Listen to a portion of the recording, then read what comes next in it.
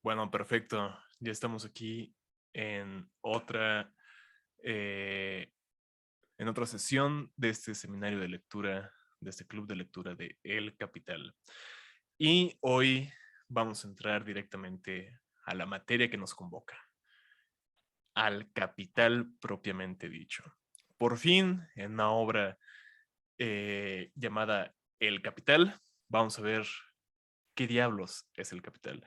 Iván, nuestro compañero Iván Gómez nos está diciendo en el chat que este capítulo estuvo bien bueno y la verdad es que sí, el capítulo de la transformación de dinero en capital es una de esas joyas científicas, literarias, filosóficas que Marx tiene en esta obra y sinceramente es pues tal vez la que más nos ponga a pensar de lo que hemos leído hasta ahora, ¿no? El capítulo 1 era profundamente filosófico y nos presentó dificultades muy particulares, nos hizo pensar en maneras que tal vez no sean cotidianas, contraintuitivas y nos sacó de nuestras casillas.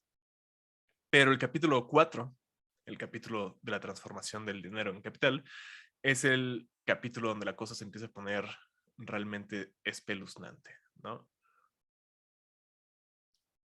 Entonces, les voy a compartir la pantalla para que demos paso a esto. Y ahí va. Oh, sorpresa, ¿qué estamos viendo? Pues también, antes de que pasemos a la lectura, les quiero decir que esta es la última sesión del año donde vamos a estar leyendo a Marx. Ya estamos a 11 de diciembre y nuestra última sesión del año en general es la próxima semana. Y como ya les he dicho en varias ocasiones, vamos a tener un invitado especial que accedió a acompañarnos este sábado 18 para platicar un poco más acerca de economía política, Marx, Hegel en particular, y a responder cualquier duda que haya surgido a lo largo de esta lectura. Aquí está el cartel, espero que lo puedan estar viendo ya en sus pantallas, de la sesión especial del sábado 18, que va a ser en horario normal para nuestras sesiones, 12 del día. Ahí está la foto de Yankel, los datos de la sesión que ya está puesta en el calendario. Luego les haré llegar el enlace y nuestras redes sociales por si quieren ir a acompañarnos y dejar comentarios. Entonces, les repito, el sábado 18 tenemos la sesión especial con Yankel Peralta, doctor en filosofía por la UNAM, que además se dedica a filosofía de la economía. Entonces, ¿quién mejor para venir a platicar con nosotros sobre nuestra realidad presente y cómo se relaciona con lo que hemos leído hasta ahora? Entonces ya les voy a dejar de compartir y les voy a pasar mejor nuestra lectura del día de hoy, que por alguna razón no encuentro.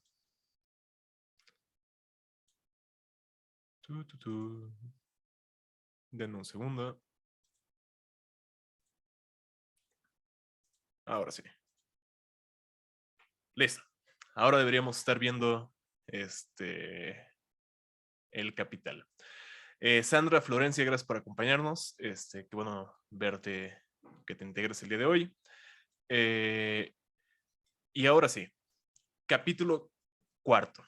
Como normalmente, voy a empezar a dar la lectura de este capítulo y más adelante alguien más nos hará el favor de continuar.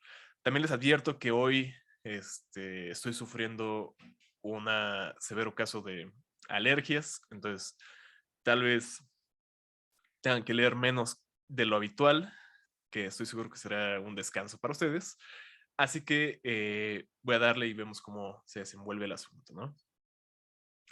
Transformación del dinero en capital.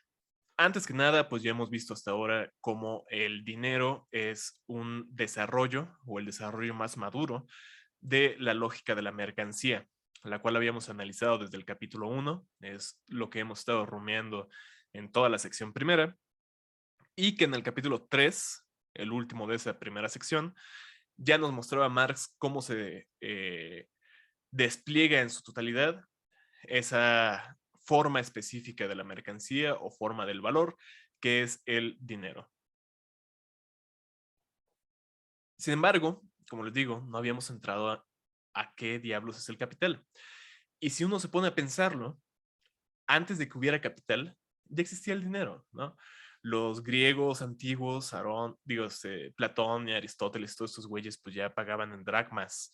Y hay referencias al dinero o a la moneda, por lo menos, en diferentes literaturas del mundo antiguo, desde la Biblia hasta el Bhagavad Gita y muchos otros, ¿no? Entonces, si el dinero nunca, no siempre fue capital, ¿cómo diablos aconteció que en la actualidad no pensemos en el capital, sino como dinero? Cuando nosotros decimos capital, de manera instantánea viene a nuestra mente el dinero, ¿no? Y esto no es algo gratuito, tuvo que suceder algo, ¿no? Ahora, antes de que, de nuevo, estoy haciendo mucho espacio aquí, ¿no? Pero antes de que pasemos a la lectura, quiero que tengan en mente y quiero que hagan el esfuerzo, ustedes, cada uno de los que nos están acompañando, ya sea en el Zoom, ya sea en el Facebook, ya sea en el YouTube, de que piensen arduamente cuál es la idea de capital que tenían antes de leer el capítulo cuarto, si es que ya lo leyeron. Piensan ustedes cuando les decían capital, ¿en qué pensaban? ¿No? Y luchemos contra esas intuiciones, o más bien analicémoslas para ver cómo se relacionan con la lectura del día de hoy, para descubrir si hay alguna manera de penetrar nuestras propias intuiciones de sentido común y cómo el método dialéctico nos lo permite. Número 1. La fórmula general del capital. La circulación de mercancías es el punto de partida del capital. La producción de mercancías, la circulación mercantil y una circulación mercantil desarrollada, el comercio, constituyen los supuestos históricos bajo los cuales surge aquel. Sin estas cuatro cosas, no pudo haber aparecido históricamente el capital en nuestro horizonte cultural. De la creación del comercio mundial y el mercado mundial modernos, data la biografía moderna del capital. Esto que Marx nos está diciendo es la historización de lo que en este momento les voy a presentar como un análisis abstracto. Se historiza propiamente al final del libro 1 con el análisis de la llamada acumulación originaria, que es una narrativa histórica que será de profundo interés para todos nosotros porque tienen que ver con cómo las colonias de ultramar, las colonias europeas de ultramar, como la América en donde nosotros residimos, si es que todos estamos en América, eh, fue introducida violentamente a este proceso que dio origen al capital. Pero aquí no vamos a tratar todavía de ese proceso histórico, porque para entenderlo necesitamos todavía mucho bagaje abstracto, categorial y de análisis necesario para ver cómo se articula su necesidad histórica. Por lo tanto, aquí vamos a estar analizando únicamente la cuestión formal, por así decirlo. Si hacemos caso omiso del contenido material de la circulación mercantil, si prescindimos del intercambio de los diversos valores de uso, limitándonos a examinar las formas económicas que ese proceso genera, encontraremos que su producto último es el dinero. Ese producto último de la circulación de mercancías es la primera forma de manifestación del capital. En su forma más desarrollada, la mercancía acontece como dinero. Y ese dinero, por su parte, es la primera forma de aparición del capital. Históricamente, el capital, en su enfrentamiento con la propiedad de la tierra, se presenta en un comienzo y en todas partes bajo la forma de dinero, como patrimonio dinerario, capital comercial y capital usurario. Sin embargo, no hace falta echar una ojeada retrospectiva a la protohistoria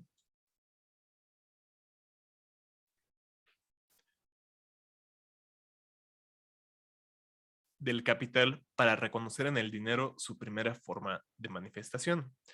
Esa misma historia se despliega diariamente ante nuestros ojos. Todo nuevo capital entra por primera vez en escena, o sea, en el mercado de mercancías, de trabajo, de dinero, de lo que ustedes gusten, siempre como dinero, dinero que a través de determinados procesos habrá de convertirse en capital. El dinero en cuanto dinero y el dinero en cuanto capital solo se distinguen en un principio por su distinta forma de circulación. Ya habíamos analizado en el capítulo del dinero cómo la circulación mercantil relaciona una mercancía con una cierta cantidad de dinero por la cual se va a intercambiar y una cierta otra mercancía por la cual ese dinero será a su vez intercambiado. Ese circuito de la circulación, dice Marx aquí, va a ser distinto a lo que hemos visto hasta ahora para esta cosa llamada capital.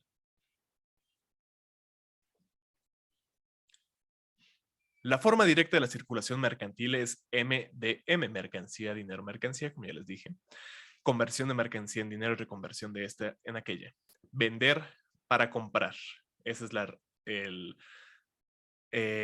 relación en ciernes.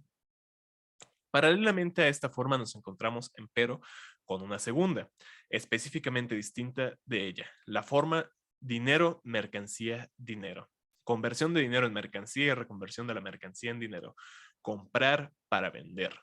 El dinero que en su movimiento se ajusta a este último tipo de circulación se transforma en capital, deviene capital y es ya, conforme a su determinación, capital. Devenir es de nuevo una categoría muy hegeliana. Hemos estado hablando de Hegel todo este club de lectura y la próxima semana con Jankel hablaremos todavía más a fondo de Hegel. Pero devenir quiere decir en este contexto convertirse en, transformarse en, que una cosa sufra una transformación en su ser, ¿no? En aquello que lo determina. Y aquí estamos viendo que se convierte así el dinero en capital. Examinemos más detenidamente la circulación dinero, mercancía, dinero. Recorre la misma, al igual que la circulación mercantil, dos fases contrapuestas. En la primera de estas, dinero, mercancía, compra, el dinero se transforma en mercancía. En la segunda fase, mercancía, dinero o venta, la mercancía se convierte en dinero. Pero la unidad de ambas fases configura el movimiento global que cambia dinero por mercancía y la misma mercancía nuevamente por dinero. Compra mercancía para venderla o, si se dejan a un lado las diferencias formales entre la compra y la venta, compra mercancía con el dinero y el dinero con la mercancía. El resultado en el que se consuma todo este proceso es el intercambio de dinero por dinero, DD. Déjenme ajustar aquí las ventanas.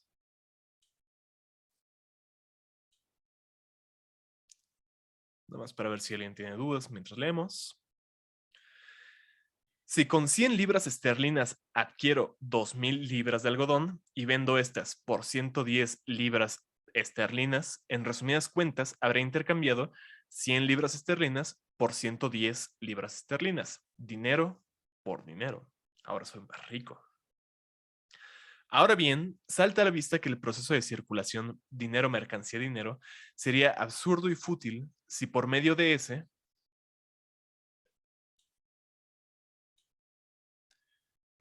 rodeo, quisiera cambiar un valor dinerario cualquiera por el mismo valor dinerario.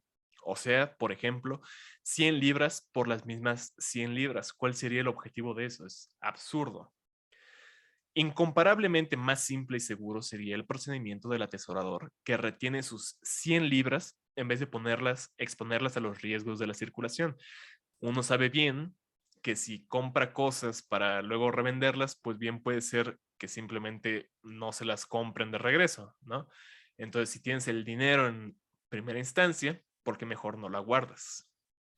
Por otra parte, ya sea que el comerciante venda a 110 libras el algodón comprado con 100 libras o que tenga que deshacerse de él por 100 libras e incluso por 50, en todos los casos su dinero habrá descrito un movimiento peculiar y original, de tipo completamente distinto del que describe en la circulación mercantil simple. Por ejemplo, en manos del campesino que vende trigo y con el dinero así obtenido adquiere prendas de vestir.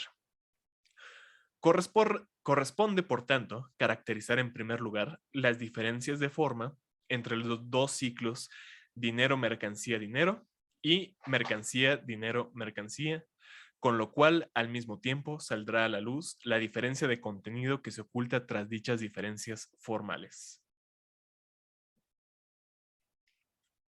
Veamos por de pronto lo que hay de común entre ambas formas. Ambos ciclos se descomponen en las mismas dos fases contrapuestas, M de venta y DM compra. En cada una de las dos fases se contraponen los dos mismos elementos del mundo de las cosas, mercancía y dinero, y dos personas que ostentan la misma máscara económica, un comprador y un vendedor. Cada uno de los dos ciclos constituye la unidad de las mismas fases contrapuestas. Y en ambos casos, la unidad es mediada por la entrada en escena de tres partes contrastantes, de las cuales una se limita a vender, la otra a comprar, pero la tercera alternativamente compra y vende. Lo que distingue de antemano, no obstante, a los dos ciclos mercancía, dinero, mercancía y dinero, mercancía, dinero, es la secuencia inversa de las mismas fases contrapuestas de circulación. La circulación mercantil comienza con la venta y termina con la compra.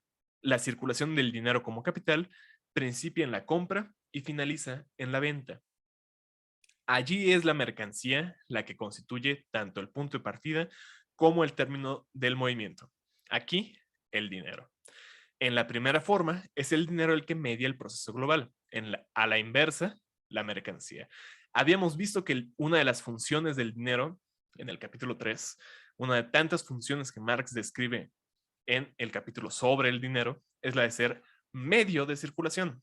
Es aquello lo que hace posible que dos mercancías distintas entren en contacto una con otra y por lo tanto que dos productores distintos se encuentren socialmente uno con el otro. Esta función de mediación es la que hacía que el intercambio mercantil no tuviera fin. En tanto el dinero no es un medio de uso inmediato, sino es un medio de uso para el intercambio, entonces no sacia las necesidades de un sujeto, a menos que sea un atesorador. Por lo tanto, tiene que regresarlo siempre a la circulación para comprar nuevas mercancías. Aquí, la mercancía va a servir para mediar la circulación capitalista. Ya no es el fin que busca el sujeto que intercambia, ya no es aquello que necesito consumir, si tengo hambre, si tengo frío, si tengo cualquier otro tipo de necesidad, es ahora el medio para llegar a un fin, para llegar a esa segunda porción de dinero. En la circulación mercancía, dinero, mercancía, el dinero se transforma finalmente en mercancía que presta servicios como valor de uso. Se ha gastado definitivamente, pues, el dinero. En la forma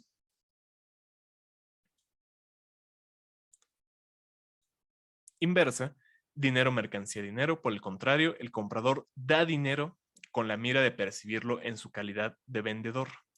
Al comprar la mercancía, lanza dinero a la circulación para retirarlo de ella mediante la venta de la misma mercancía. Se desprende del dinero, pero con la astuta intención de echarle mano nuevamente. Se limita, pues, a adelantarlo.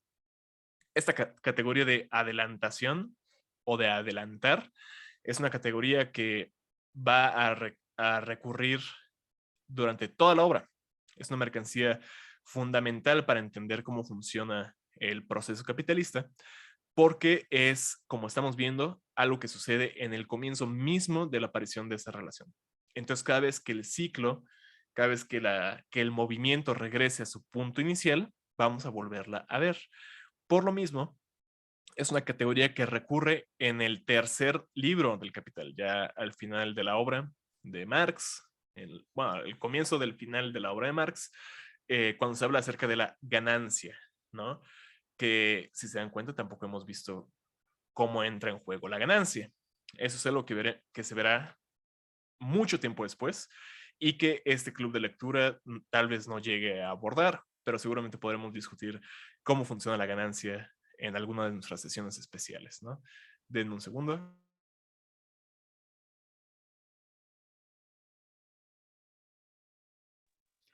En la forma mercancía, dinero, mercancía, la misma pieza de dinero cambia dos veces de lugar. El vendedor la recibe de manos del comprador y se separa de ella al pagar a otro vendedor. El proceso global, que se inicia con la percepción del dinero a cambio de mercancía, se clausura con la entrega de dinero a cambio de mercancía. A la inversa, en la forma dinero, mercancía, dinero, no es la misma pieza de dinero la que aquí cambia por dos veces de lugar, sino la misma mercancía. El comprador, en el primer movimiento, dinero por mercancía, la obtiene de manos del vendedor y se desprende de ella en el segundo movimiento, mercancía por dinero, cediéndola a otro comprador. Así como en la circulación mercantil simple, el doble cambio de lugar de la misma pieza de dinero ocasionaba su transferencia definitiva de unas manos a otras. En este caso, el doble cambio de lugar de la misma mercancía implica el reflujo del dinero a su punto de partida inicial. Me desprendo de dinero y al final va ese dinero a retornar a mí. Ese reflujo, ese movimiento inverso de regreso es el que está describiendo el dinero en este punto.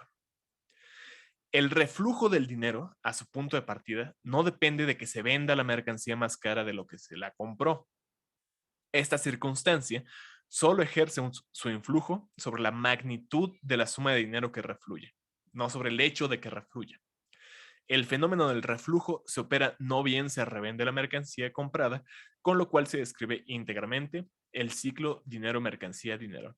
Es esta, pues, una diferencia sensorialmente perceptible entre la circulación del dinero como capital y su circulación como simple dinero. Aquí estamos viendo cómo se introduce una nueva categoría, un nuevo tipo de movimiento que no hemos visto hasta el momento, que es el de reflujo de dinero.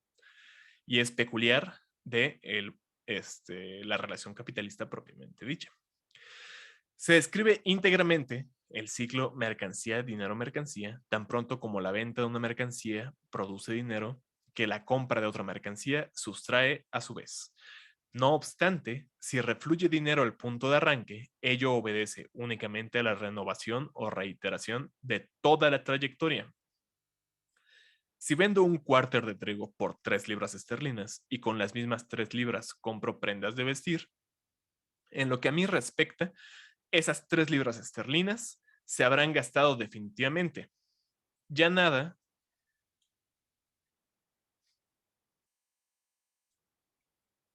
tengo que ver yo con ellas.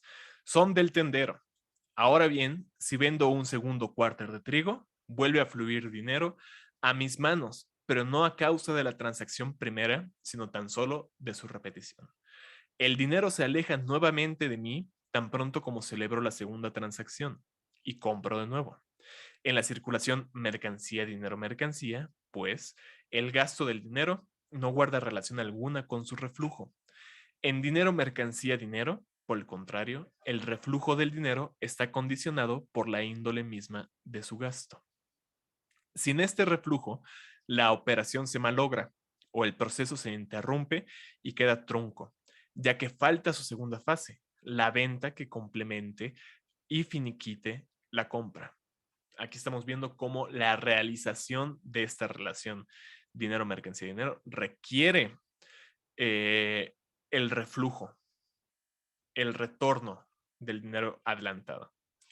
Laura pregunta en el chat, ¿por qué se le dirá dinero adelantado? Porque tú solamente lo estás poniendo como inicio, lo estás adelantando con la espera de que retorne a ti. Tú no lo estás gastando, no en el sentido usual del gasto que termina en el consumo. Tú lo estás adelantando como, digámosle, una semilla con la espera de que regrese a ti. Entonces, si estás esperando su regreso, es dinero del cual no realmente te estás desprendiendo. Por eso adelantarlo tiene esa connotación de, de saber que va a regresar, ¿no? Saber que nunca se fue, por así decirlo. En inglés no estoy seguro realmente cuál es el término, ni en alemán, pero yo creo que en español tal vez no me terminé de expresar como me hubiera gustado, pero tiene esta connotación como de poner en un momento inicial únicamente en ese momento inicial. El ciclo mercancía, dinero, mercancía parte de un extremo constituido por una mercancía y concluye en el extremo configurado por otra, la cual regresa de la circulación y cae en la órbita del consumo. Como les digo, el intercambio de mercancía por dinero termina en el consumo de esa mercancía, se le sustrae de la circulación. Por ende, el consumo, la satisfacción de necesidades, o en una palabra, el valor de uso, es su objetivo final. El ciclo dinero-mercancía-dinero, en cambio, parte del extremo constituido por el dinero y retorna finalmente a ese mismo extremo. Su motivo impulsor y su objetivo determinante es, por tanto, el valor de cambio mismo. Ya no tenemos en mente satisfacer la necesidad de alguien, tenemos en mente acumular cada vez más dinero, ¿no? Bueno, ya veremos qué onda con la acumulación después, pero tenemos en mente cambiar por cambiar. En la circulación mercantil simple, ambos extremos poseen la misma forma económica. Ambos son mercancías y además mercancías cuya magnitud de valor es igual, pero son valores de uso cualitativamente diferentes. Por ejemplo, trigo y prendas de vestir. Esta contradicción es la que nos hizo despegar en el comienzo del capítulo 1. Espero lo recuerden. El intercambio de productos, el cambio de los diversos materiales en los que se representa el trabajo social, configura aquí el contenido del movimiento. No ocurre lo mismo en la circulación dinero-mercancía-dinero. A primera vista, por ser tautológica, parece carecer de contenido. Recordábamos que las tautologías son, en el sentido en que Marx las está utilizando, reiteraciones del mismo, o más bien una afirmación que simplemente afirma su propio ser, digámoslo así, ¿no? En el sentido de que si yo intercambio, y esto lo veíamos en el capítulo del intercambio, el capítulo 1 también, un par de zapatos, pongamos, una primera mercancía, par de zapatos por otro par de zapatos, ¿qué he ganado? No he ganado absolutamente nada. Si cambio 10 libras de algodón por 10 libras de algodón, ¿cuál fue el punto? Es gratuito, es ocioso. Y en ese sentido, dinero por dinero, si es la misma magnitud de dinero, también va a ser ocioso y por lo tanto es tautológico porque se afirma la misma cosa que se está utilizando como sujeto. Ambos extremos tienen la misma forma económica. Ambos son dinero, no siendo por tanto valores de uso cualitativamente distintos, ya que el dinero es precisamente la figura transmutada de las mercancías en la cual se han extinguido sus valores de uso particulares. Cambiar primero 100 libras de algodón, 100 libras esterlinas por algodón y luego a su vez el mismo algodón por 100 libras, o sea, dando un rodeo, dinero por dinero, lo mismo por lo mismo, parece ser una operación tan carente de objetivos como absurda. Una suma de dinero únicamente puede distinguirse de otra por su magnitud, por el tamaño. Por consiguiente, el proceso dinero-mercancía-dinero no debe su contenido a ninguna diferencia cualitativa entre sus extremos, pues uno y otro son dinero, sino solamente a su diferencia cuantitativa. Cuando en la otra relación, mercancía-dinero, mercancía, la primera y la segunda mercancía son cualitativamente distintas, pero su cuantidad, su cantidad son lo que las difiere. Perdón, lo que las eh, equivalencia, las que las pone en relación de, ¿cómo se dice? De comparación numérica. A la postre, se sustrae a la circulación más dinero del que en un principio se arrojó a ella. El algodón adquirido a 100 libras, por ejemplo, se revende a 100 más 10 libras, o sea, 110 libras. La forma plena de este proceso es, por ende, dinero, mercancía, dinero prima, donde dinero prima es igual a dinero más una diferencia de dinero. Sí, ese triangulito es una delta del alfabeto griego, que en matemática normalmente se utiliza para referir a una diferencia de la misma término que está señalando esta D. Luego entonces, D' de 2, digamos, es igual a el dinero más una diferencia respecto al dinero inicial. Entonces es mayor la D' que la D normal. Esto es igual a la suma de dinero adelantada inicialmente más un incremento. A dicho incremento o al excedente por encima del valor originario lo denomino yo plusvalor, surplus value. Aquí rápido. Plusvalor no es un término que Marx se inventa o se saca de la manga. Plusvalor es una categoría económica que se ha utilizado durante toda la tradición de la economía clásica. Ricardo, Smith, Say, Malthus, todos han utilizado el término plusvalor.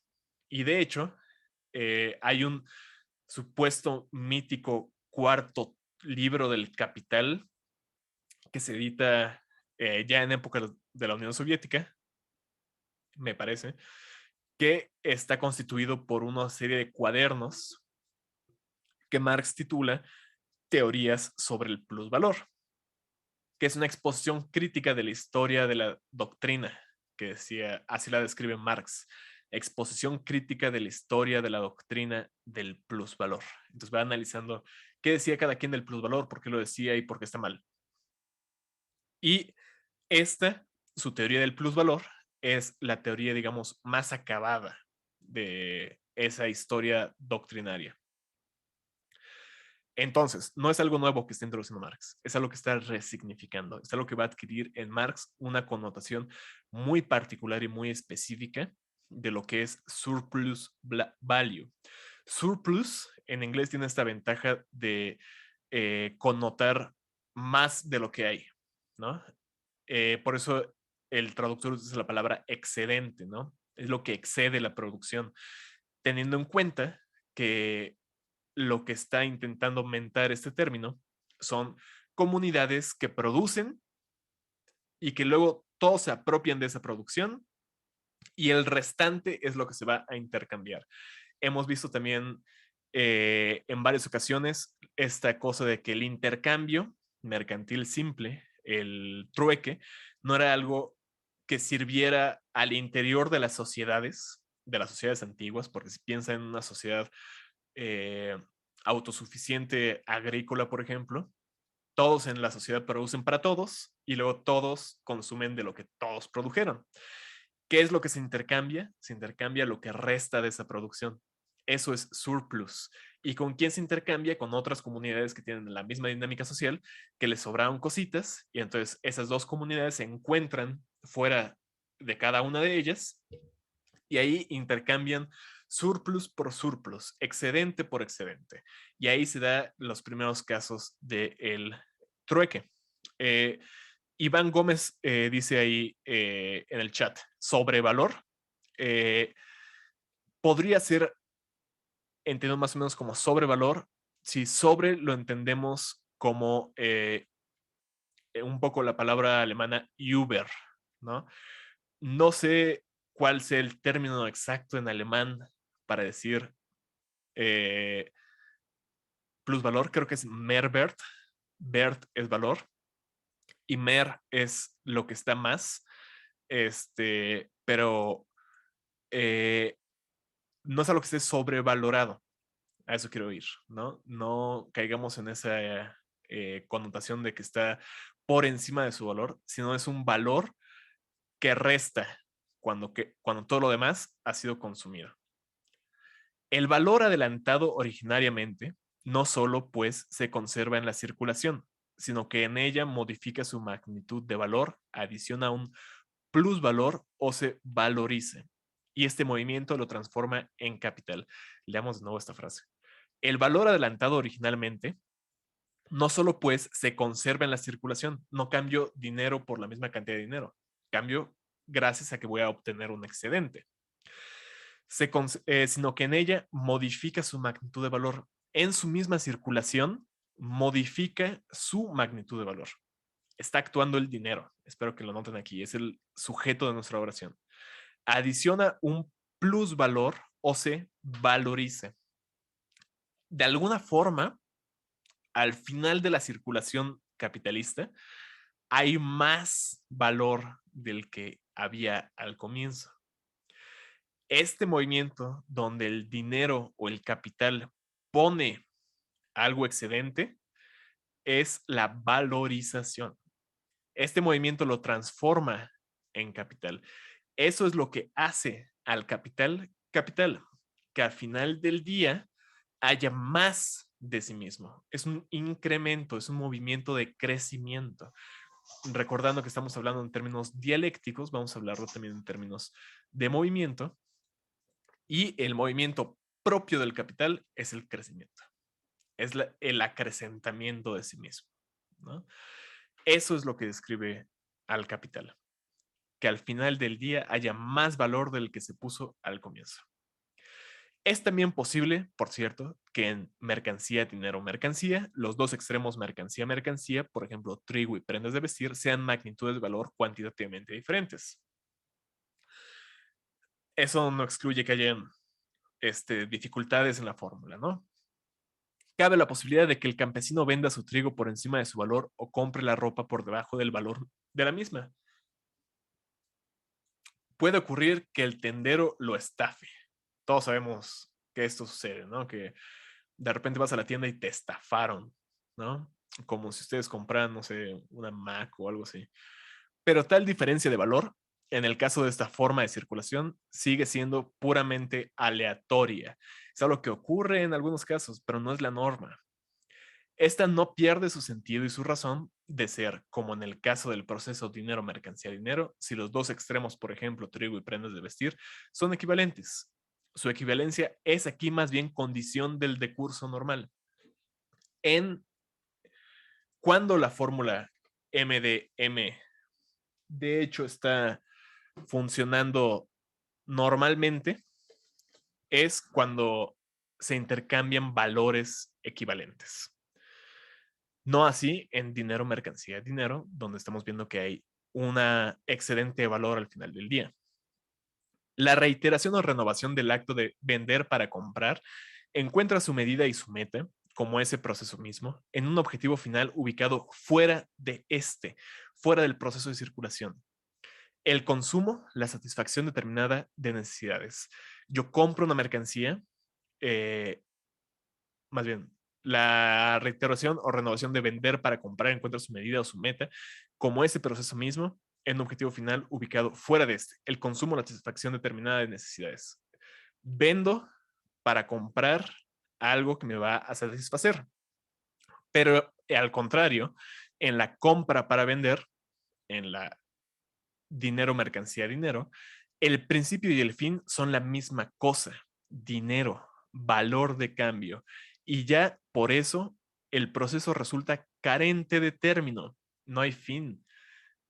El fin está en su inicio, es un bucle cerrado, es una retroalimentación, es un ad infinitum o un eh, infinito malo, digamos, ¿no? Tal vez esto podríamos discutirlo con Jankel también, la existencia de infinitos buenos y malos en la dialéctica. Eso sería, por así decirlo, un infinito malo, o podríamos verlo tal vez como un infinito malo. Es verdad que dinero se ha transformado en dinero más plus dinero, diferencia de dinero, en 100 libras, en 110 libras. Pero desde un punto de vista puramente cualitativo, 110 son lo mismo que 100, o sea, dinero. Y consideradas cuantitativamente, 110 son una suma limitada de valor como 100. Puede que sea mayor, pero sigue siendo un número definido. Si se gastaran las 110 como dinero, dejarían de desempeñar su papel de acrecentarse, cesarían de ser capital. Sustraídas a la circulación, se petrificarían bajo la forma de tesoro y no rendirían ni un solo centavo por más que estuviesen guardadas hasta el día del juicio final. Esto ya lo habíamos visto también en el apartado sobre el atesoramiento, pero mientras se desarrolla más la lógica capitalista, los atesoradores tienden a desaparecer y tienden a ser sustituidos por capitalistas, que más inteligentemente que el atesorador descubre que la forma de incrementar su tesoro no está en vender para atesorar, sino en vender para comprar luego. Y para con eso conseguir más dinero, ponerlo a funcionar como capital y acrecentar su riqueza. Si se trata por consiguiente de valorizar el valor, existe la misma necesidad de valorizar las 110 libras que las 100 iniciales, ya que ambas sumas son expresiones limitadas del valor de cambio y por tanto una y otra tienen la misma vocación de aproximarse mediante un incremento cuantitativo a la riqueza absoluta. En tanto el proceso no tiene fin, pero las sumas son finitas, el proceso tiene que continuar tendiendo hacia su infinitud. Luego entonces, el incremento cuantitativo, la riqueza absoluta, es aquella donde no hay límite a la riqueza. La riqueza absoluta se configura aquí como un infinito al cual tendemos, pero nunca podemos alcanzar. Es básicamente la línea de los números naturales. Es una línea que se prolonga infinitamente y pues, simplemente se prolonga, ¿no? Entonces quiero verlos encontrando el último natural, ¿no? Es lo mismo que está pasando aquí. Ciertamente, el valor de 100 libras adelantado originariamente se distingue por un momento del plusvalor de 10 libras. Hay una diferencia entre las 10 que tuvimos al final y las 100 con las cuales comenzamos, que la ha surgido en la circulación, pero esa diferencia se desvanece de inmediato.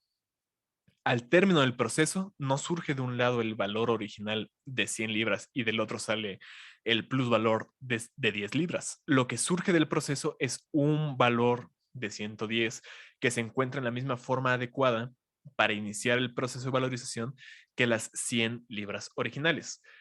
Cuando ustedes, digamos que ponen una empresa, ¿no? Ponen una empresa y le ponen para iniciar su empresa 60,000 varos, pongan ustedes, no sé, una cifra, 60,000 varotes. Y al final de su año de actividades tienen unas utilidades netas de 70,000 varotes, ¿no? Wow, sacaron 10,000 varos en un año, no mamen, qué chingón, digamos, ¿no? Eh, pero sacaron 10,000 varos al final del año. Lo que ustedes tienen a final de ese año no son 10 varos, son 700 varos. No tienen una, como ganancia, son 10, pero la suma total del capital que están percibiendo son 70 que van a volver a utilizar en el siguiente año para ver si sacan otros 10. Y así, ¿no? Al finalizar el movimiento, el dinero surge como su propio comienzo.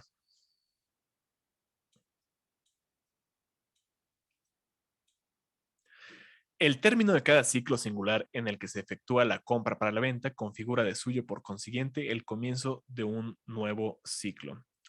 La circulación mercantil simple, vender para comprar, sirve en calidad de medio a un fin último ubicado al margen de la circulación, la apropiación de valores de uso, la satisfacción de necesidades.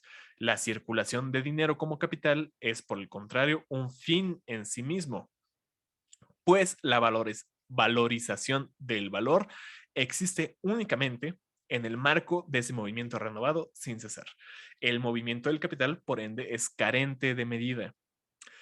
Aquí hay dos cosas. Fines en sí mismo. Eso de inmediato debe hacerle sonar en la cabeza el nombre de Immanuel Kant. Si ustedes saben algo de filosofía, sabrán que para Kant los fines en sí mismo son una cuestión muy importante en su ética, ¿no?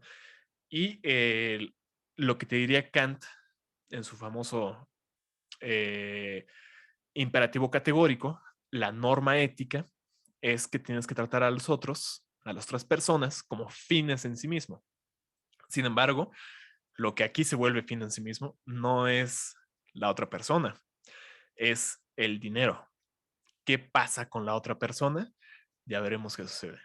Pero tengan en mente que ya no son fines en sí mismos. Luego entonces se desprende de esto que en el capital es imposible cumplir el imperativo categórico.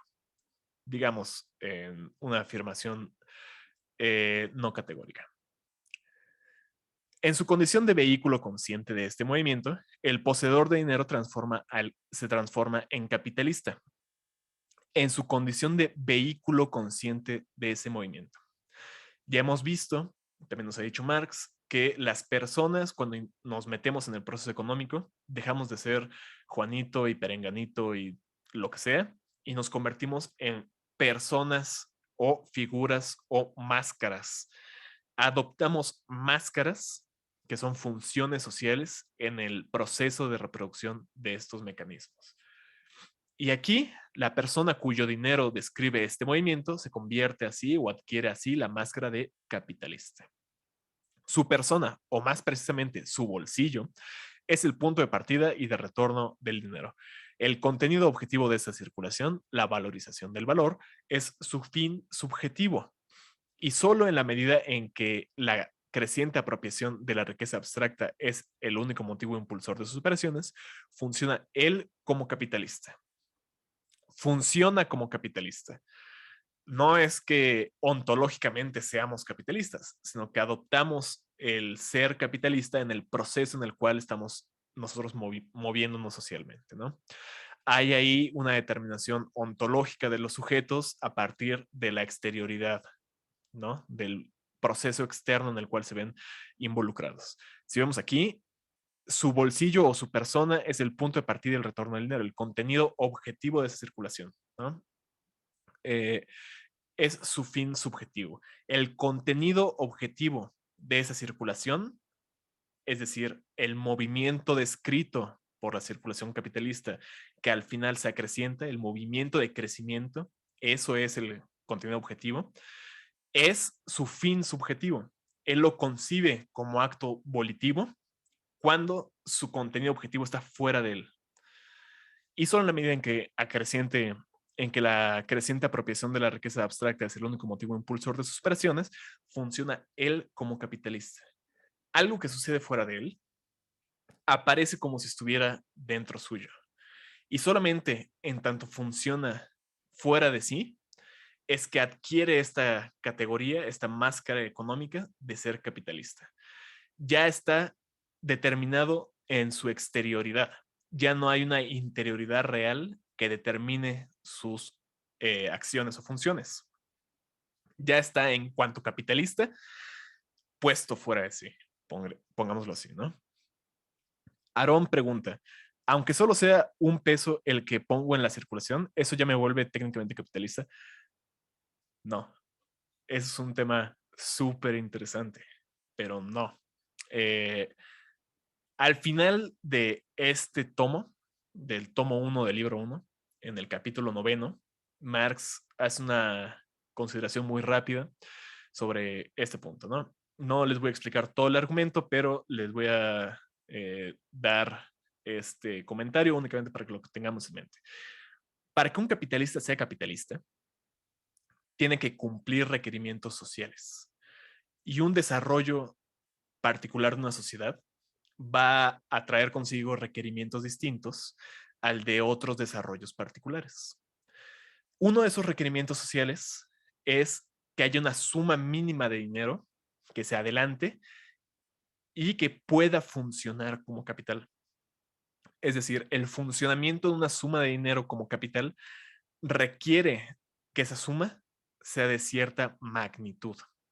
Si yo pongo un peso, digamos que yo compro Bitcoin hoy, compro un peso de Bitcoin y el día de mañana la Bitcoin sube y al día siguiente ya tengo un peso 50 centavos. Gran capitalista yo, ¿no? No diríamos ahí realmente nadie, espero en esta sala, que esa persona es un capitalista. Si alguien lo dijera, pues nos reiríamos, ¿no? Pero aún así hubo un movimiento que al final del día reportó un rédito, reportó una ganancia. ¿Qué es lo que está pasando ahí? Yo me podría ver en ese caso, digamos, como un pequeño propietario, un propietario que todavía no vive de la explotación del trabajo de otro. Esto es más claro, por ejemplo, en los puestos de tacos o en las tienditas o cosas así, ¿no? Digamos que yo tengo un puesto de tortas que pongo en la esquina de un edificio en Reforma y yo soy el dueño del puesto de tortas y yo soy también el que vende las tortas. ahí me estoy explotando a mí mismo. No hay todavía explotación de alguien más y por lo tanto no hay plusvalor. Ya veremos eso en ese capítulo. Pero ahí yo no sería capitalista simplemente por haber adelantado 60 pesos de tortas y haber recibido al final del día 70 pesos en cambio, ¿no? Yo sería todavía una categoría distinta. Tendría que llegar a un cierto nivel cuando ya tuviera un local con 50 empleados y estuviera reportando ganancias diarias por 50,000 pesos. Ahí sí tal vez ya podríamos ser capitalistas. Mientras tanto, somos otra cosa, pequeño propietario. De, Iván, levantas la... ¿sí, sí me escuchas? ¿Sí se me escucha? Sí, Ah, ok. sí, todo Sí, bien. ahorita que tocas el punto del vendedor de tortas en Reforma y después de leer este capítulo, pues básicamente, eh, o sea, el hecho de que, por ejemplo, en un mercado de ruedas te dediques a vender quesos o fruta o lo que sea, pues vamos, no juegas el rol del capitalista, ¿cierto? O la persona que produce, no sé, quesos, pero lo hace de manera artesanal. Quiero pensar que de manera artesanal quiere decir que no tiene a alguien al que le paga para hacer esa mercancía, ¿no? Porque Así precisamente, es. si entendí bien eh, lo que se maneja al final no me acuerdo si de este capítulo o del siguiente, este, básicamente el plusvalor, eh, hay una relación entre el plusvalor y la explotación laboral, ¿cierto? O sea, de que tú tengas, Exactamente. eh, no sé, asalariados que te produzcan, que tú les pagues por cierto tiempo, pero al final tú tienes como que hacerle un poco de capataz para que produzcan más, y no les vas a pagar ese excedente, porque si no, no habría Justo. plusvalor, ¿cierto? Exactamente. Ahorita vamos a ver, vamos a llegar a eso, pero en cierta medida sí habría un plusvalor si yo me explotara a mí mismo, ¿no? Pero ese plusvalor no sería capital todavía. Al mismo tiempo, como les digo, el plusvalor es algo que ha existido en muchas de las economías, o más bien en todas las economías mercantiles, ¿no? Desde que hay economías mercantiles, desde que hay mercados, ya hay plusvalor en juego. Sin embargo, la producción de ese plusvalor en el capitalismo es la que estamos analizando. Y en el capitalismo el plusvalor no se realiza si no hay alguien más contrapuesto al dueño que ponga ese plusvalor en juego. Ya veremos cómo funciona esto. Pero si yo soy un dueño de mi carrito de tortas y vendo las tortas en Reforma, eso no me hace a mí capitalista todavía. Requiero de que haya alguien más. Y Marx dirá en la parte donde les digo que otro requerimiento social es que ese empleado que yo tengo trabaje para mí un cierto tiempo o que haya cierta cantidad de empleados que puedan cubrir su costo de trabajo, es decir, el tiempo necesario para que ellos mismos vivan, o sea, que justifiquen su propio salario y que además pongan un extra y que además quede algo de plusvalor, ¿no? Entonces hay varios costos involucrados que tienen que ser cubiertos antes de que un capital sea capital. Y no, en nuestras economías, en la actualidad, sobre todo en la economía mexicana, es una cosa de la cual hay que ser claros al respecto. La mayor parte de los negocios pequeños, que son la mayor parte de los negocios que existen en México, que además son en su mayoría negocios irregulares, no logran a cubrir todos esos requerimientos. Ellos no son en muchos casos capitales o son capitales que desaparecen muy rápidamente. Si alguno de ellos llega al nivel de capital, es muy posible que en los primeros años de vida de una empresa, creo que la estadística dice que son 2 años de esperanza de vida en una empresa, ese capital va a cerrar, ¿no? Entonces no hay realmente un punto en el cual el capital llegue a lo que es ya propiamente lo que lo va a hacer capital en nuestra época actual, que es la reproducción ampliada, que es un tema que ya vemos hasta casi el final del libro, pero es súper interesante y ya después les comentaremos más, ¿no?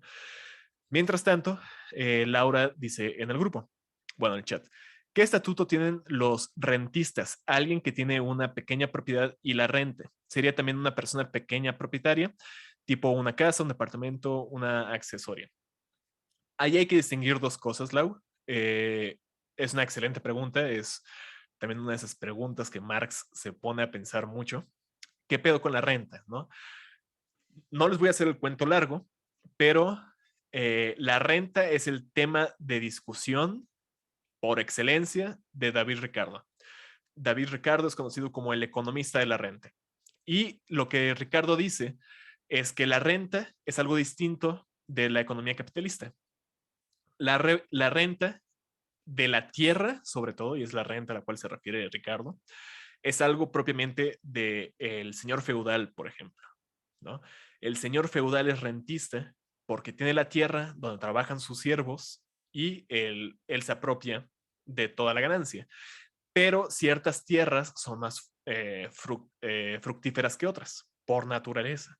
La calidad de la tierra implica mucho ahí. Entonces, el que es rentista de una buena tierra tiene ventaja sobre el rentista de mala tierra. Y hay ahí una problemática muy seria sobre cómo se distribuye la ganancia, ¿no? Y tiene que ver con muchas arbitrariedades, cosas así. Pero esta forma de clase, que es el rentista, es distinta del capitalista, que como vemos es alguien que pone a trabajar dinero y que su ganancia depende no de las cualidades propias del dinero, sino del movimiento del dinero que estamos describiendo aquí, de la circulación capitalista. Mientras que las cualidades de la tierra van a determinar la ganancia del rentista. ¿Qué sucede ya en el capitalismo? Marx identifica, y aquí también hay que ser un poco abiertos con la lectura de la teoría de clases de Marx. Generalmente decimos nosotros, bueno, el capitalismo es la sociedad de dos clases, la clase burguesa y la clase proletaria, donde el burgués tiene los medios de producción y el proletario solo tiene su fuerza de trabajo para vender. Todo chido. Pero en las sociedades realmente existentes, y específicamente en las sociedades realmente existentes del siglo XIX, había una tercera clase, de la cual Marx habla en muchas ocasiones, que es la clase de los rentistas, que son supervivencias feudales de estas señores feudales. Pero también está el rentista propiamente capitalista, el que es un latifundista, en el sentido ya moderno, que vive de la renta de su tierra, y hay otras cosas ahí, ¿no? Eh, entonces, la pregunta es, Lau, era, ¿sería también una pequeña propietaria? Ya en el caso, estos de lo que estamos hablando son de latifundistas, terratenientes, gente que tiene extensiones grandes de tierra. La persona que tiene una parcela, una casa, un local comercial o lo que sea, es también pequeño propietario o pequeño rentista, ¿no? Aquí es donde la división entre pequeña propiedad y gran propiedad se hace muy útil para distinguir entre estas formas. Él todavía no realiza la lógica de la renta, él solamente está viviendo casi de subsistencia de una propiedad que tiene. Es un pequeño rentista. Si fuera como en algunos casos las inmobiliarias son en este país, gente que tiene muchos edificios de departamento que renta, ahí ya es gran propiedad rentista y funciona, como digo, de otra forma.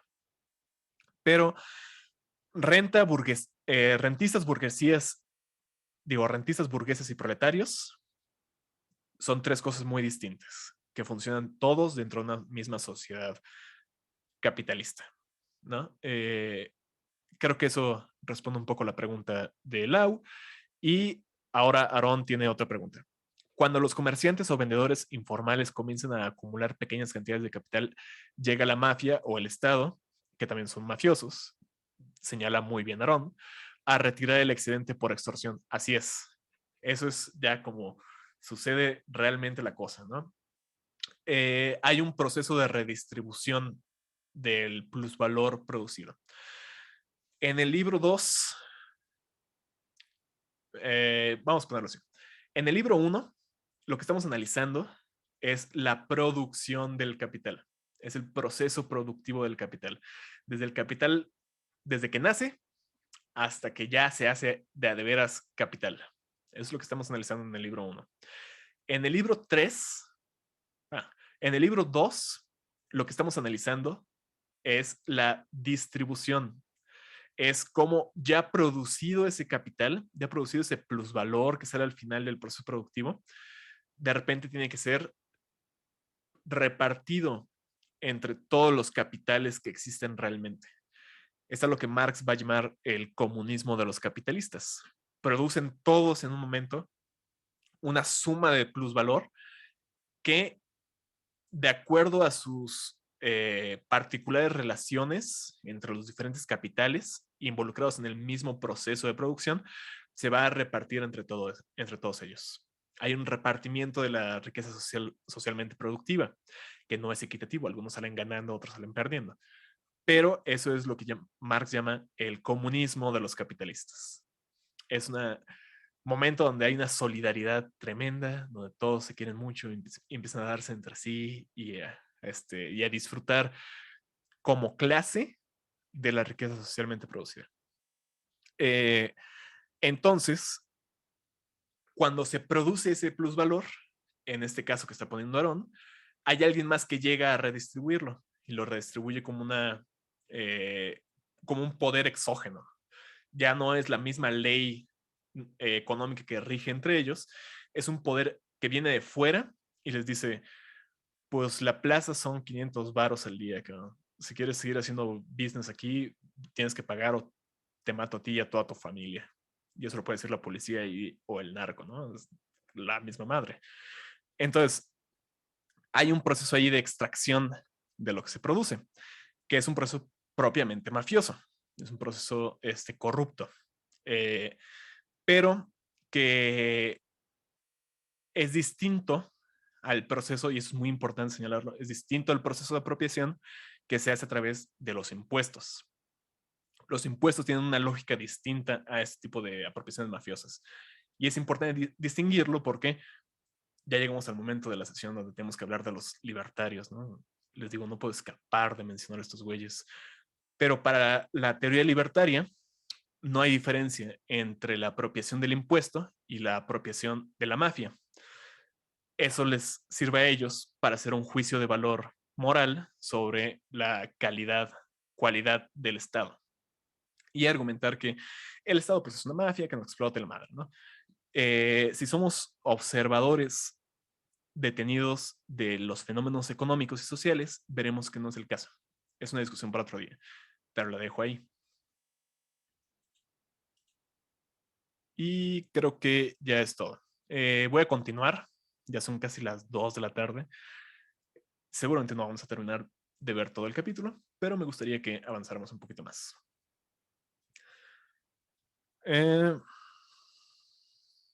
Solo en la medida en que la creciente apropiación de la riqueza abstracta es el único motivo impulsor de sus operaciones, funciona él como capitalista, o sea, como capital personificado, dotado de conciencia y voluntad. Nunca, pues, debe considerarse el valor de uso como fin directo del capitalista. A Elon Musk, ¿qué carajos le importa que sus carros sean ecológicos? Le vale cacahuate. Lo que ese hombre quiere es sacarle dinero a la gente que lo tiene en sus bolsillos. Tampoco la ganancia aislada, sino el movimiento infatigable de la obtención de ganancias. Más ganancias siempre de la que pongo en el primer momento. Ese afán absoluto de enriquecimiento, esta apasionada cacería en pos del valor de cambio, es como una capitalista y atesorador. Pero mientras el atesorador no es más que el capitalista insensato, el capitalista es el atesorador racional. La incesante ampliación del valor a la que el atesorador persigue cuando procura salvar de la circulación al dinero, lo alcanza el capitalista, más sagaz, lanzándolo a la circulación una y otra vez. Número uno, aquí estamos asumiendo la racionalidad moderna, la racionalidad capitalista. Pero se podría hacer un argumento, como Horkheimer y Adorno lo hacen en la dialéctica de la ilustración, que la racionalidad instrumental está operando desde el primer momento en que el hombre es hombre. Y esto sería un ejemplo, me parece, de racionalidad instrumental, ¿no? De cómo incluso en nuestros juicios de valor cotidianos, Si ustedes ven a las personas que comparten la ideología de nuestro momento histórico, dicen, bueno, es que él es muy inteligente, hizo mucho dinero. Carlos Slim, no, hombre, tuvo que haber sido genial el hombre para producir tanto varo. Y en eso se basan los cursos de coaching, no sé si. Ya habíamos hablado de esto, ustedes ven al coach vestido en las ropas más absurdas del mundo, pero dicen, oh, pues no, pues debe tener mucho varo para vestirse así de absurdo, debe saber cómo hacer dinero y si lo sabe me lo puede decir. Entonces, ahí están este tipo de consideraciones, ¿no? Aquí en la nota que marqué, eh, hay unas consideraciones de Aristóteles sobre la economía que están muy interesantes, que tienen que ver con, de nuevo, lo que hablábamos la semana pasada, que es la diferencia entre el mundo antiguo y el mundo moderno. ¿Por qué el mundo antiguo se preocupaba por cosas que en el mundo moderno parecen no tener importancia, pero que las hace a nuestros ojos modernos más excelsos que lo vulgar que es la modernidad, ¿no? Pero bueno, continuando. Las formas autónomas, las formas dinerarias que adopta el valor de las mercancías en la circulación simple, se reducen a mediar el intercambio mercantil y desaparecen en el resultado final del movimiento. En cambio, en la circulación dinero-mercancía-dinero, funcionan ambos, la mercancía y el dinero, solo como diferentes modos de existencia del valor mismo. El dinero como su modo general de existencia, la mercancía como su modo de existencia particular, o por así decirlo, solo disfrazado. El valor pasa constantemente de una forma a otra, dinero-mercancía, sin perderse en ese movimiento, convirtiéndose así en un sujeto automático.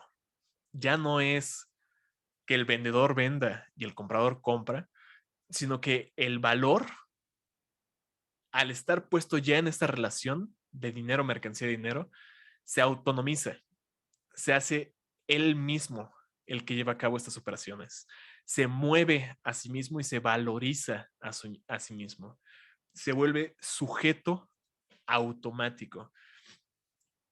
Si uno ve las discusiones de la filosofía moderna, notará que la discusión por excelencia es la discusión del sujeto, ¿no? El sujeto moderno es lo que hace distinta a la filosofía moderna de la filosofía clásica o la filosofía antigua o medieval incluso.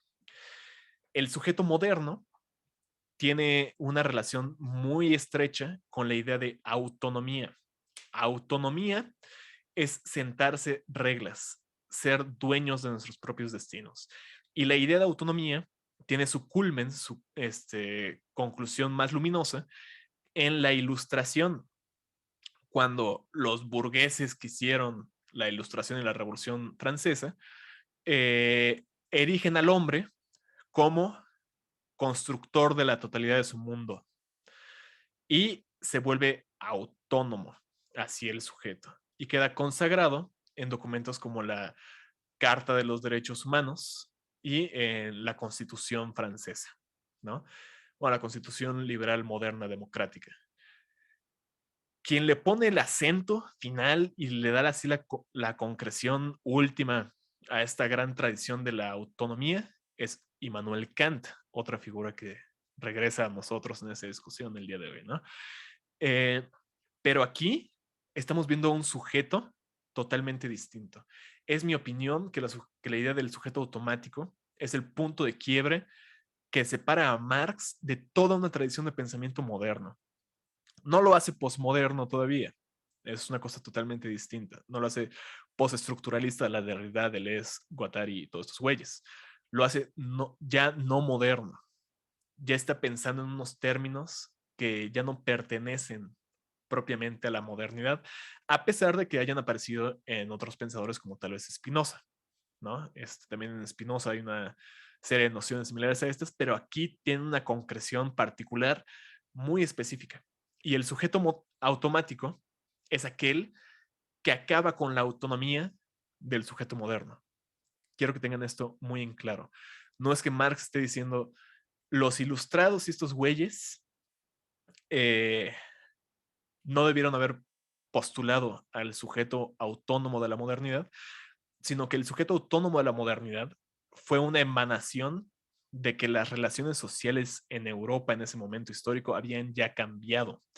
No pudieron, esa es otra idea que hemos rumiado durante todo el club de lectura, no podían estos hombres formularse su humanidad abstracta, sino hasta que las relaciones productivas crearon una abstracción de sus propias condiciones particulares y los pusieron en un plano abstracto. Ahí se pudieron concebir universalmente como hombres y como hombres abstractos, como sujetos autónomos. Pero yo, Marx y nosotros, investigadores dialécticos que le estamos acompañando en esta lectura, hemos descubierto a través del análisis dialéctico de las relaciones económicas de nuestro momento histórico, aquel mismo momento histórico que ha dado como producto la idea del sujeto universal, autónomo y abstracto, hemos descubierto cómo hay otro sujeto junto a nosotros que no habíamos visto, pero que ha estado acompañándonos desde hace 200 o 300 años. Hay algo pegado a nosotros. Es una fuerza que en un momento nos perteneció, pero que nos ha separado, se ha enajenado de nosotros y nos hemos enajenado nosotros en él, ya no lo vemos como parte de nosotros, que funciona con sus propias leyes, funciona con sus propias normas y funciona a despecho de lo que nosotros hagamos y es automático por eso y también es un sujeto, también actúa, toma las decisiones, o más bien, sin tomar decisiones, lleva a cabo actos.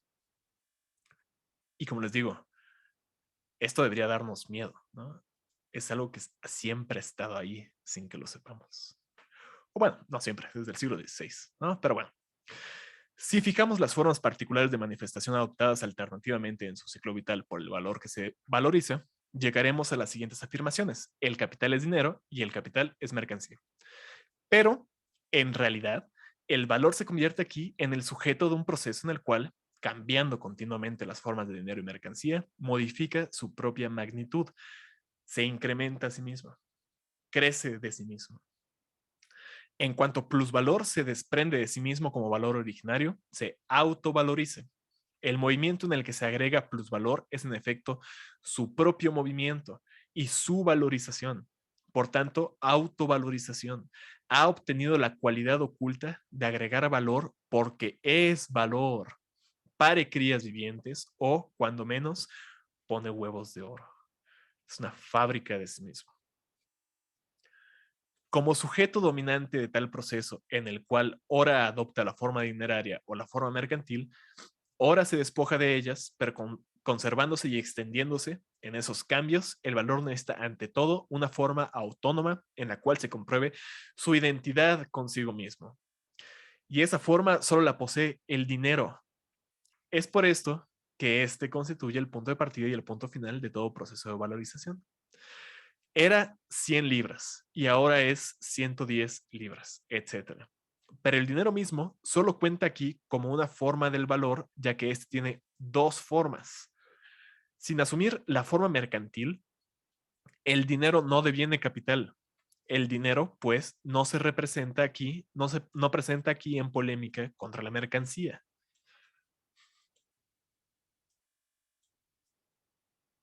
Como ocurre en el atesoramiento. El capitalista sabe que todas las mercancías, por zaparrastrosas, de estar mal ahí, zarrapastrosas que parezcan o que huelan mal, en la fe y en la verdad son dinero. Esa es una expresión muy anglosajona y en Faith and Truth, simplemente dejémoslo así, en fe y la verdad son dinero. Judíos interiormente circuncidados y por añadidura medios prodigiosos para hacer el dinero más dinero. Si nosotros no estamos familiarizados con la Biblia, tal vez esta cosa de los judíos nos suene extraña, pero Marx está citando aquí a la carta a los romanos del apóstol San Pablo, perdón, Pablo de Tarso, que escribe a una comunidad de judíos, él siendo ex judío convertido al cristianismo en este famoso pasaje donde va a caballo hacia el camino, en el camino hacia Damasco, tiene una experiencia una aparición religiosa, cae del caballo y cuando se levanta ya es cristiana, ¿no? Entonces, Pablo sufre una transformación religiosa y tratando de entablar diálogo con otros judíos como lo era él antes para que se decidan seguir a Cristo, les dice a estos judíos en esta carta, famosa carta a los romanos, que ser un judío no es cuestión de estar circuncidado, no es que te corten la puntita del prepucio, es estar circuncidado en alma, estar convencido de la fe judía. Eso es lo que hace al judío, ¿no? No no estar en la sinagoga, no participar de los ritos, sino ser interiormente judío.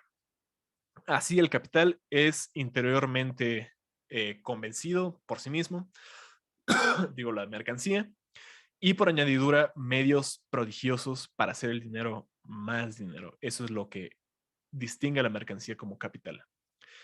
Si en la circulación simple el valor de las mercancías frente a su valor de uso adopta a lo sumo la forma autónoma del valor, aquí se presenta súbitamente como una sustancia en proceso.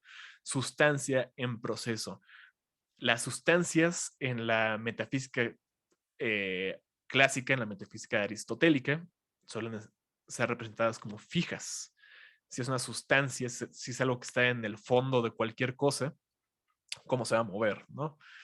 Aquí es una sustancia en proceso, no está realizada del todo. Dotada de movimiento propio, dotada de movimiento propio, para la cual la mercancía y el dinero no son más que meras formas. Pero más aún, en vez de representar relaciones mercantiles, aparece ahora, si puede decirse, en una relación privada consigo mismo. Como valor originario, se distingue de sí mismo como plusvalor, tal como Dios Padre se distingue de sí mismo en cuanto Dios Hijo, aunque ambos son de una misma edad y en realidad constituyen una sola persona. Puesto que solo en virtud del plusvalor de 10 libras las 110 adelantadas se transmutan en capital y así que esto se efectúa, así que el Hijo es engendrado y a través de él el Padre. Se desvanece de nuevo su diferencia y ambos son uno con mayúsculas, 110 libras. Esto pues está duro de roer porque es teología del misterio de la Divina Trinidad, pero espero que se transmita la idea general, que es simplemente que en el momento en que el plusvalor aparece, esas 100 libras adelantadas ya en un primer instante se convirtieron en capital, pero hasta que aparecen las otras, ¿no? Ese plusvalor de 10. Sin embargo, cuando aparece el plusvalor de 10, se unifican 100 y 10 y se vuelven 110 unidades dinerarias que ya funcionan como capital. No pueden haber uno sin el otro y cuando el otro aparece, el uno se revela como lo que es realmente, ¿no? El valor, pues, se vuelve valor en proceso, dinero en proceso. Y en ese carácter, pues tendremos que leer aquí en este tipo de cosas a Nicolás de Cusa, por ejemplo, ¿no? Teólogo medieval muy importante sobre la reflexión sobre el número, sobre el uno en particular y sobre el misterio de la Divina Trinidad, ¿no? Pero eso es filosofía para otro día. El valor, pues, se vuelve valor en proceso, dinero en proceso y en ese carácter capital. Es un proceso el capital y es un proceso social porque involucra la mercancía que tiene una dimensión social. Proviene de la circulación, retorna a ella, se conserva y multiplica en ella, regresa de ella acrecentado y reanuda una y otra vez siempre el mismo ciclo. Dinero, dinero plus. Dinero que incuba dinero. Money which begets money. Begets es una palabra muy específica en el inglés que es justamente esta idea de incubar o de procrear, ¿no? Dinero que procrea dinero. Reza la definición del capital en boca de sus primeros intérpretes, los mercantilistas. Como les digo, esta idea ha acompañado al capitalismo desde siempre. Siempre hemos considerado que el capital es esto, dinero que crea dinero, cosa que se pone a andar. Aquí Marx no está descubriendo el hilo negro, aquí Marx está, como vemos, haciendo una crítica inmanente a las categorías de la economía política burguesa. Está partiendo de ellas para ver realmente qué entrañan y dónde sus proponentes o sus teóricos se han quedado cortos en el análisis de sus propias categorías. Y como hemos visto, ellos no podían sino quedarse cortos porque estaban involucrados en ese mismo proceso que es el desarrollo de la lógica capitalista. Y dado el carácter fetichista de esta mercancía, no podían sino equivocarse. Nosotros que somos dialécticos y hemos atravesado el velo de ese fetichismo, ya estamos del otro lado y podemos verlo con distancia haciendo esta crítica, ¿no? Pero es una intuición fundamental, la del dinero que procrea dinero, que ha acompañado al capitalismo desde sus primeros intérpretes. Comprar para vender, o dicho con más exactitud, comprar para vender más caro, dinero, mercancía, dinero, prima, parecería ciertamente no ser más que una clase de capital, una forma peculiar, el capital comercial. Pero también el capital industrial es dinero que se convierte en mercancía y por la venta de la mercancía se reconvierte en más dinero. Actos que, por ejemplo, se operan entre la compra y la venta al margen de la esfera de circulación, en nada modifican esa forma del movimiento. Por último, en el caso del capital que rinde interés, la circulación dinero, mercancía, dinero plus se presenta abreviada con su resultado, pero sin mediación.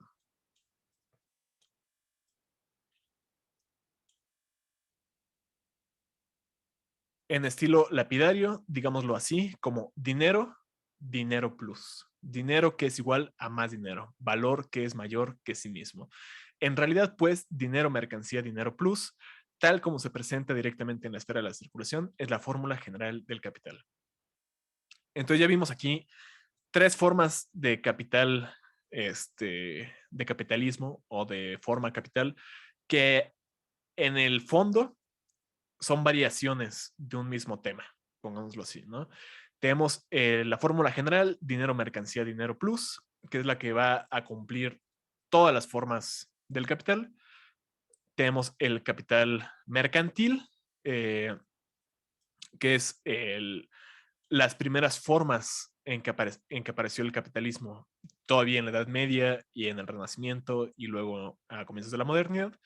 Y tenemos el capital que rinde interés, ¿no? El capital bursátil o el capital bancario, financiero y demás cosas, ¿no? Simplemente capital que es dinero que se pone en juego, digamos, en algunos casos con especulación y al final del día simplemente es más dinero, ¿no? Pero todas esas tres formas son variantes, variaciones de la misma fórmula general que estamos analizando, que es dinero, mercancía, dinero plus. Entonces espero que este apartado haya quedado claro. Le voy a dar la palabra a alguien más para que nos haga el favor de leer. Y Iván, ¿serías tan amable? Sí, Gracias. contradicciones de la fórmula general. La forma que adopta la circulación cuando el dinero sale del capullo, convertido en capital, contradice todas las leyes analizadas anteriormente sobre la naturaleza de la mercancía, del valor, del dinero y de la circulación misma. Lo que distingue esa forma de la que reviste la circulación simple de mercancías es la secuencia inversa de los dos mismos procesos contrapuestos, la venta y la compra. ¿Cómo, empero, esta diferencia puramente formal habría de transformar como por arte de magia la naturaleza de estos procesos? Pero eso no es todo. Esta inversión solo existe para uno de los tres amigos del comercio que trafican entre sí. En cuanto capitalista compra una mercancía a A y se la revendo a B, mientras que en mi calidad de simple poseedor de mercancías le vendo una mercancía a B y luego le compro otra a A. Para los amigos del comercio A y B, esa diferencia no existe. Solo entran en escena como vendedor y comprador de mercancías. Yo mismo me enfrento a ellos en cada caso, como simple poseedor de dinero o poseedor de mercancías, comprador o vendedor. Y precisamente en ambas secuencias me enfrento solo como comprador a una persona y solo como vendedor a la otra. Solo como dinero a uno, al otro solo como mercancía. Y a ninguno de los dos en cuanto capital, capitalista o representante de algo que sea más que dinero o mercancía, o que surta otro efecto salvo el del dinero o el de la mercancía. Para mí, comprar a A y vender a B forman parte de una secuencia, pero la conexión entre esos dos actos solo existe para mí. No le va ni le viene a A mi transacción con B, y a este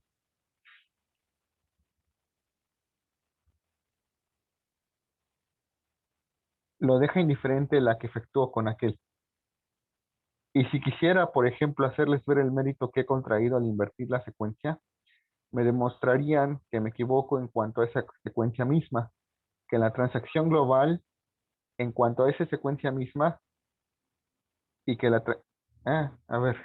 eh, y si quisiera, por ejemplo, hacerles ver el mérito que he contraído al invertir la secuencia, me demostrarían que me equivoco en cuanto a esa secuencia misma y que la transacción global no comenzaba con una compra y se cerraba con una venta, sino a la inversa. Se iniciaba con una venta y concluía con una compra.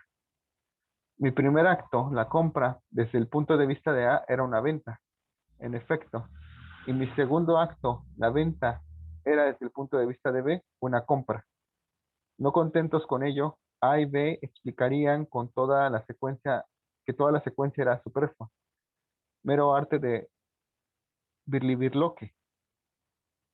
En lo sucesivo, A vendería directamente a B y ese le compraría directamente a aquel, con lo cual toda transacción se reduciría a un acto unilateral de la circulación mercantil común y corriente. Desde el punto de vista de A, mera venta, y desde el punto de vista de B, mera compra. La inversión de la secuencia, pues, no nos hace salir de la esfera de circulación simple, y hemos de observar más bien si por su naturaleza esta permite la valorización de los valores que ingresan a ella y por consiguiente la formación de plusvalor. Examinemos el proceso de circulación en una forma bajo la cual se manifiesta como mero intercambio de mercancías. Tal es siempre el caso cuando los dos poseedores de mercancías se compran estas uno al otro y el día de pago compensan los saldos de sus recíprocas obligaciones dinerarias. El dinero presta aquí de dinero de cuenta. Expresa en sus precios los valores de las mercancías, pero no se contrapone físicamente a las mismas. En la medida en que se trata del valor de uso, es obvio que los dos sujetos del intercambio pueden resultar gananciosos. Ambos se desprenden de mercancías que en cuanto a valores de uso les sean inútiles y adquieren otras de cuyo uso necesitan. Y esta utilidad no, bien puede no ser la única. A que vende vino y compra trigo, produce quizás más vino que el que podría producir el cerealero B en el mismo tiempo de trabajo. Y este más cereal que el que podría producir A como viticultor en igual tiempo de trabajo. De modo que A, por el mismo valor de cambio, obtiene más cereal y B, más vino que si cada uno de los dos, sin intercambio, tuviera que producir vino y trigo para sí mismo. Aquí nada más hagamos un paréntesis. Es el discurso clásico de los que hacen el encomio del mercado, ¿no? Siempre dicen, bueno, es que una comunidad que produce zapatos, ¿no? En este caso vamos a poner el ejemplo de Marx, una comunidad que produce trigo y una comunidad que produce vino, intercambian sus mercancías y al final del día los dos salen ganando porque ahora quien no tenía vino tiene vino y quien no tenía trigo tiene trigo. Vean las maravillas del mercado, ¿no? Esto es lo que hemos ganado históricamente con el capitalismo. Entonces, aquí Marx está diciendo, pues obvio, no mamen, pues a huevo, pero ahí no acaba la historia. Entonces, Iván, Sí. continúa, por favor. Respecto al valor de uso, entonces puede decirse que el intercambio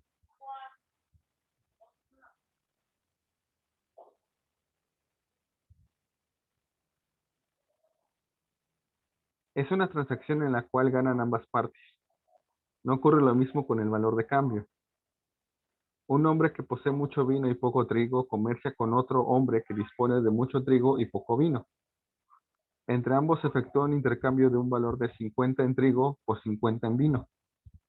Ese intercambio no significa acrecentamiento del valor de cambio, ni para el primero ni para el segundo, pues cada uno de los dos poseía antes del intercambio un valor igual al que se ha procurado por ese medio. No se modifica no se modifica este resultado por el hecho de que el dinero, en cuanto medio de circulación, se interponga entre las mercancías, disociándose así de la manera tangible los actos de compra y de la venta. El valor de las mercancías está representado en sus precios antes de que entren en la circulación. Es por ende supuesto y no resultados de los mismos. Aquí habíamos visto ya en la discusión que hemos tenido varias veces que si el valor está determinado y por lo tanto el precio de las mercancías por las preferencias, digámoslo así, de los sujetos involucrados en los actos de compra-venta. Yo siempre les pongo el ejemplo. Ustedes vayan a Walmart, agarren una bolsa de papitas, lleguen a la caja y pónganse a discutir con la cajera. No van a ganar nada porque el precio ya estaba puesto cuando ustedes llegaron a la tienda. Luego entonces sus preferencias de consumo no van a alterar ese precio que ya está puesto. Puede que en términos generales el consumo dicte los precios si mucha gente compra o mucha gente no compra un cierto bien de consumo, pero no depende de las personas individuales. Y cuando sucede, por ejemplo, en el caso del tianguis, que llegamos y le queremos nosotros decir a la doña, ay, oiga, doña, por favor, déjeme el kilo de tortilla o de aguacate o jitomate, lo que sea, en menos de lo que lo está vendiendo. Incluso en nuestras intuiciones de sentido común nos damos cuenta que eso es culero, ¿no? Siempre hay ahorita una campaña muy fuerte desde hace un par de años en redes para decir, no le regatees a la persona que está en el mercado, es injusto para ellos. Y es injusto. Si nosotros le compramos y le estamos regateando a esta persona, tenemos la intuición de que le estamos comprando a menos del valor de su mercancía. Y eso pues está cabrón, ¿no? De por sí estas personas tienen márgenes de ganancia tan estrechos y nos los estamos comiendo a la hora de que le estamos regateando. Entonces, no es, como dice aquí, el valor de las mercancías está representado en sus precios antes de que entren a la circulación, es por ende supuesto y no resultado de los mismos. Los precios ya están puestos. Nadie los empieza a decidir cuando llegamos al mercado. Cuando llegamos al mercado simplemente los pagamos. Entonces, Iván, continúa, por favor. Considerándola en abstracto, esto es, prescindiendo de las circunstancias que no dimanan de leyes inherentes a la circulación mercantil simple, en esta no ocurre, fuera del reemplazo de un valor de uso por otro, nada más que una metamorfosis, mero cambio formal de la mercancía. El mismo valor de cambio, o sea, la misma cantidad de trabajo social objetivado, se mantiene en manos del mismo poseedor de mercancías, primero bajo la figura de su mercancía, luego bajo la del dinero en que ésta se transforma, y por último de la mercancía en la que ese dinero se reconvierte. Este cambio de forma no entraña modificación alguna en la magnitud de valor. El cambio que experimenta en este proceso el valor de la mercancía se limita, pues, a un cambio de su forma dineraria. Esta existe primero como precio de la mercancía ofrecida en venta, luego como suma de dinero, la cual, sin embargo, ya estaba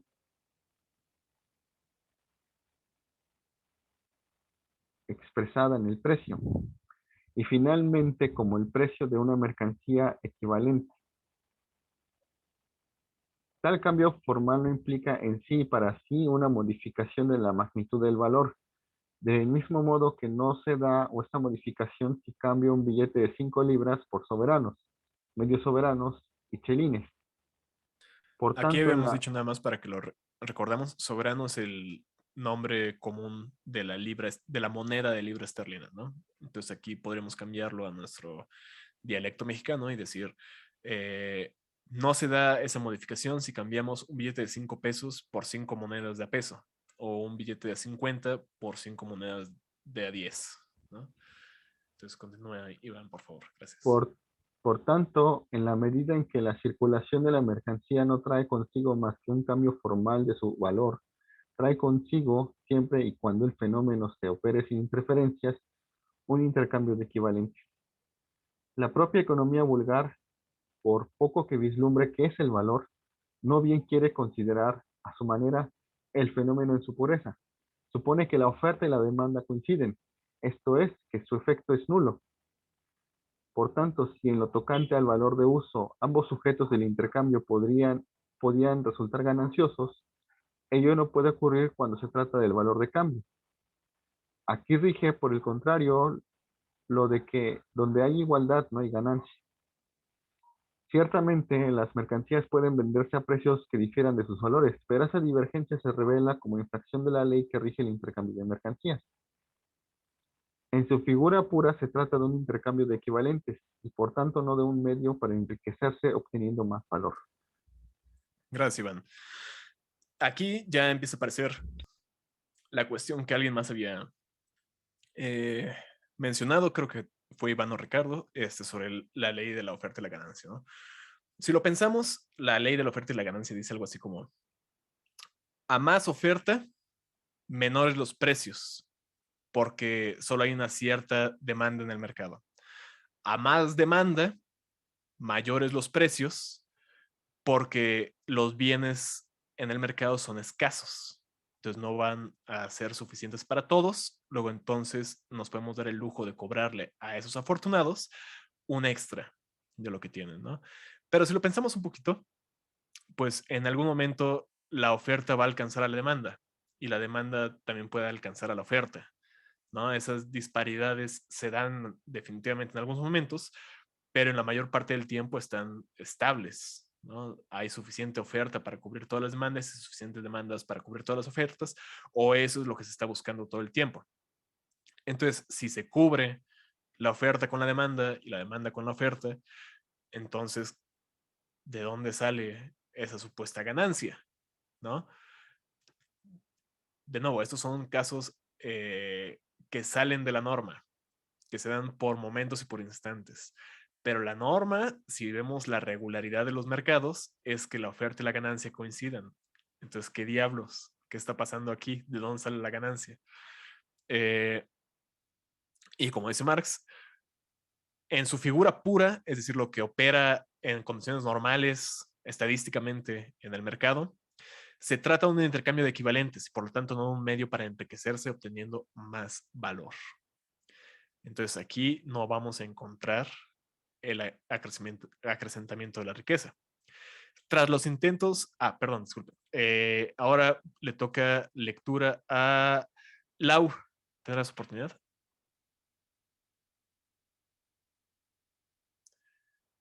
No sé si Lau está disponible. Sí, ya voy. Muchas gracias, Lau. ¿En dónde nos quedamos?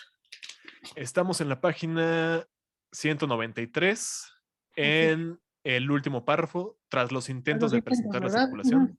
Vale. Sí.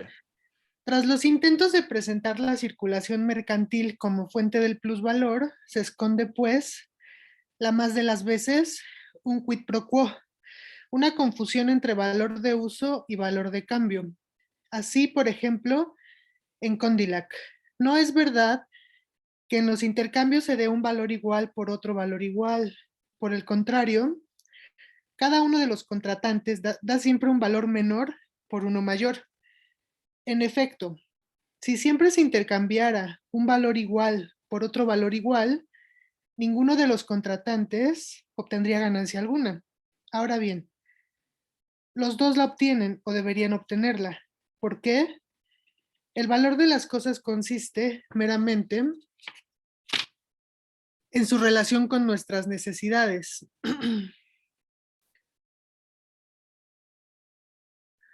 Lo que es más para uno es menos para el otro y a la inversa. No son las cosas necesarias para nuestro consumo las que se considera que tratamos de poner en venta. Nos queremos desembarazar de una cosa que nos es inútil para procurarnos otra que necesitamos. Es natural que se haya entendido que en los intercambios se daba un valor igual a cambio de otro igual, ya que las cosas que se intercambiaban eran consideradas iguales en valor con respecto a una misma cantidad de dinero. Pero hay una consideración que debe tenerse en cuenta. y es la de saber si los dos intercambiamos algo superfluo por un objeto necesario. Como vemos, Condillac no solo hace un revoltijo con el valor de uso y el valor de cambio, sino que de manera realmente pueril atribuye a una sociedad con una producción mercantil desarrollada una situación en la que el productor produce directamente sus medios de subsistencia y solo lanza a la circulación lo que excede de sus necesidades personales, lo superfluo. No O sea, obstante, está presuponiendo un sistema de producción capitalista, pero con relaciones sociales de la época feudal. Es un anacronismo lo que está cometiendo Condillac ahí. Continúala, por favor. sí. No obstante, el argumento de Condillac suele reaparecer en los economistas modernos, particularmente cuando se procura presentar la figura desarrollada del intercambio mercantil, el comercio, como productivo de plusvalor. El comercio, se dice, por ejemplo, agrega valor a los productos, ya que los mismos productos valen más en las manos de los consumidores que en la de los productores, y se lo puede considerar literalmente, strictly, un acto productivo. Pero no se paga dos veces por las mercancías, una vez por su valor de uso y la otra por su valor. Y si el valor de uso de la mercancía es más útil para el comprador que para el vendedor, su forma dineraria es de mayor utilidad para el vendedor que para el comprador. En caso contrario, ¿la vendería acaso? Y de esta manera podría decirse también que el comprador, literalmente, strictly, ejecuta un acto productivo, puesto que convierte en dinero, por ejemplo, las medias que vende el comerciante. Si se intercambian mercancías o mercancías y dinero de valor y de cambio igual y por tanto equivalentes, es obvio que nadie saca más valor de la circulación que el que arrojó en ella. No tiene lugar, pues, ninguna formación de plusvalor. Ahora bien, en su forma pura, el proceso de circulación de las mercancías implica intercambio de equivalentes. En la realidad, sin embargo, las cosas no ocurren de manera pura. Supongamos, por consiguiente, un intercambio de no equivalentes. Sea como fuere, en el mercado únicamente se enfrenta el poseedor de mercancías al poseedor de mercancías, y el poder que ejercen estas personas una sobre la otra no es más que el poder de sus mercancías. La diversidad material de las mismas constituye el motivo material del intercambio y hace que los poseedores de mercancías dependan recíprocamente el uno del otro, ya que ninguno de ellos tiene en sus manos el objeto de su propia necesidad, y cada uno de ellos el objeto de la necesidad ajena. Si dejamos a un lado esa diversidad material de sus valores de uso, únicamente existe una diferencia entre las mercancías, la que media entre su forma natural y su forma transmutada, entre la mercancía y el dinero. De esta suerte, los poseedores de mercancías solo se distinguen en cuanto vendedores, poseedores de mercancías, y compradores, poseedores de dinero. Ahora bien, supongamos que por un privilegio misterioso, al vendedor se le concede el derecho de vender su mercancía por encima de su valor, a 110 si este es de 100, o sea, con un recargo nominal del 10%. El vendedor, pues, obtiene un plusvalor del 10%, pero después de ser vendedor, deviene comprador. Un tercer poseedor de mercancías se le enfrenta ahora como vendedor y disfruta por su parte del privilegio de vender las mercancías 10% más caras.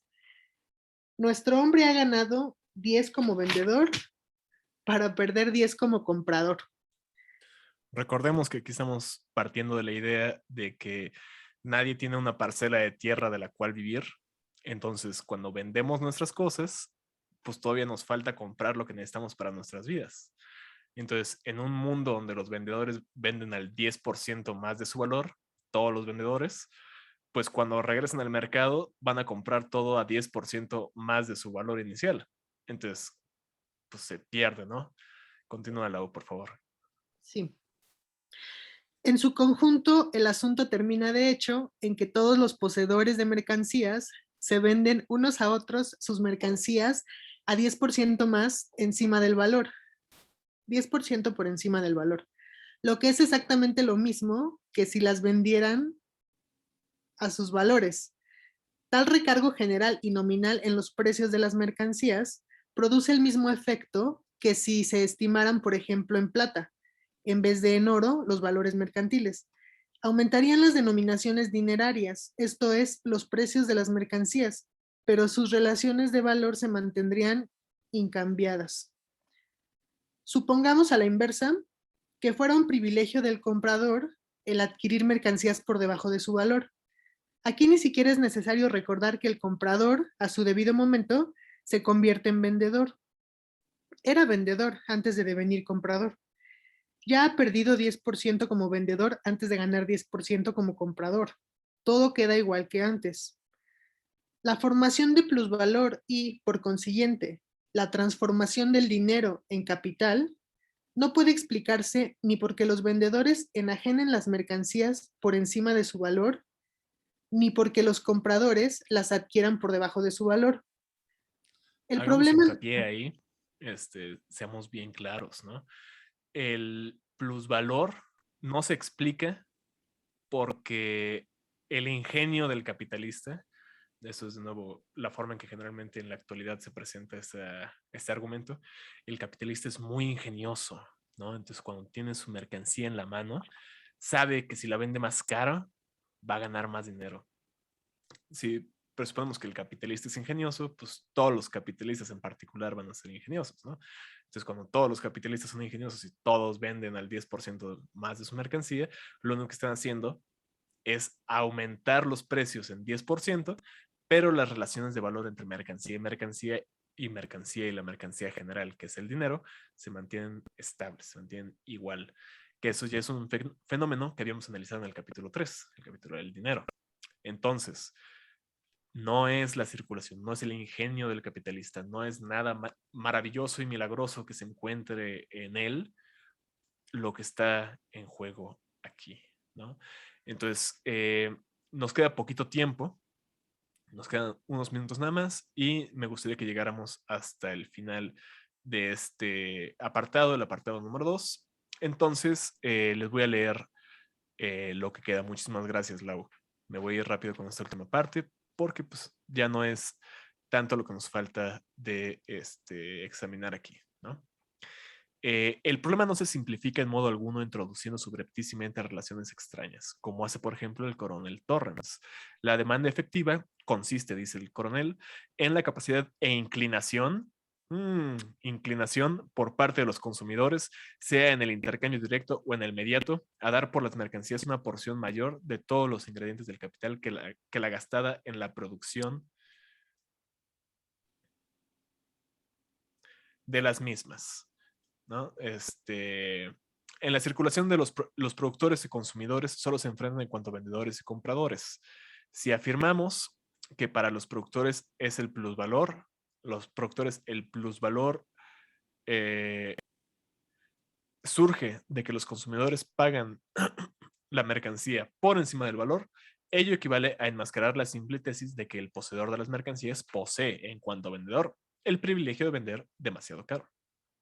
El vendedor ha producido él mismo la mercancía o representa a sus productores, pero el comprador, a igual título, ha producido la mercancía simbolizada en su dinero o representa a sus productores. El productor, pues, se enfrenta al productor. Lo que los distingue es que uno compra y el otro vende. No nos hace avanzar un solo paso el decir que el poseedor de mercancías, bajo el nombre de productor, vende por encima de su valor la mercancía y bajo el nombre de consumidor la paga demasiado cara. Los representantes consecuentes de la ilusión, según la cual el plusvalor deriva en un recargo nominal de precios o del privilegio que tendría el vendedor de vender demasiado caro la mercancía, suponen por consiguiente la existencia de una clase que solo compra sin vender y por lo tanto solo consume sin producir. Desde el punto de vista que hemos alcanzado hasta ahora, en nuestro análisis, es decir, desde el de la circulación simple, la existencia de tal clase es todavía inexplicable. Pero adelantémonos, dice Marx. Esto los voy a explicar más adelante, pero de una vez, ya se nos presentó el argumento, vamos a debatir con él directamente. El dinero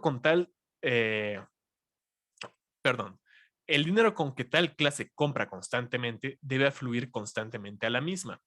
Procede de los poseedores de mercancías, sin intercambio, gratis, en virtud de tales o cuales títulos jurídicos o basados en el poder. Vender a esa clase por encima de su valor solo significa recuperar en parte, mediante trapizonadas, el dinero del que antes ella se había apoderado sin dar nada a cambio. Así, por ejemplo,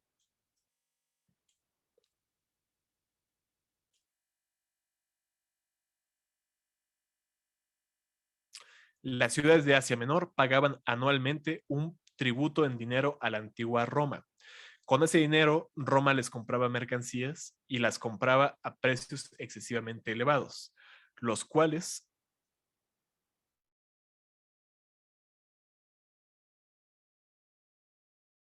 de este año. La próxima, que seguiría el capítulo 5, comenzaríamos de nuevo, lo retomaríamos el sábado 8 de enero, ya del 2022.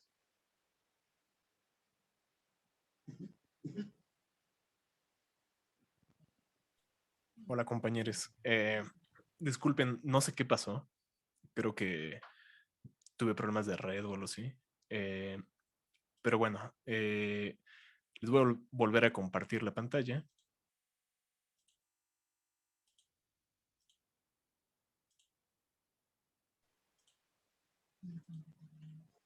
Pablo, se detuvo la grabación. ¿Ya lo ven No sé todos? si... Todavía no. Pero se detuvo la grabación, no sé si quieres volverla a grabar. ¿Se me escucha? Okay.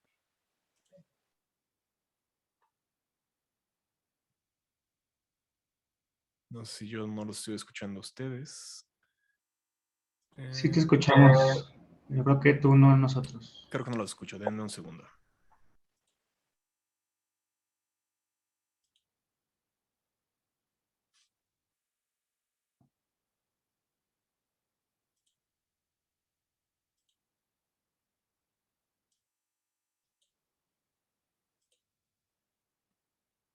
Creo que ya. No sé, está muy extraño el Zoom el día de hoy. Nos queda muy poquito de la sesión de hoy. Entonces yo creo que lo que vamos a hacer es, debido a este incidente tecnológico, dar por aquí terminada la sesión. Ya ni siquiera puedo salirme de la versión de pantalla compartida. No sé qué esté pasando. Espero que en la grabación se vea mejor la situación, pero Pablo, no estás compartiendo pantalla. sí, ya sé, no sé qué pase. O sea, mi pantalla sigue como si estuviera yo compartiendo pantalla, pero me marca aquí que ya no. Entonces no sé qué esté sucediendo. ¿Ustedes ustedes tienen la pantalla normal? ¿Me están viendo en cámara y todo? Yo Sí. sí te puedo ver y escuchar bien. Ok. Bueno, de todos modos aquí yo creo que lo vamos a dar por terminado.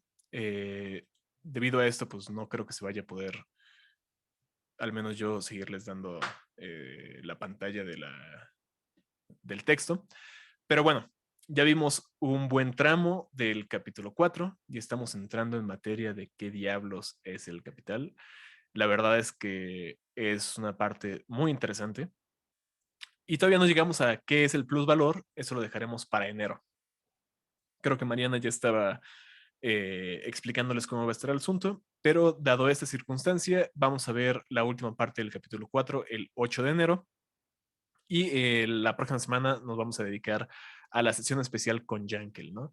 Si ustedes ya leyeron el capítulo, creo que algunos ya lo hicieron, podrán, ¿cómo se dice? Pues formular algunas otras preguntas tal vez para nuestro invitado. Les voy a dejar las preguntas que yo formulé con base en los comentarios que han estado haciendo todos nosotros en el club de lectura. Se los voy a dejar en el Classroom para que las podamos checar antes de que sea la sesión. Les pediría muy amablemente, si tienen oportunidad, que compartan el cartel cuando lo suba a Facebook. Los voy a etiquetar a todos ustedes si es posible.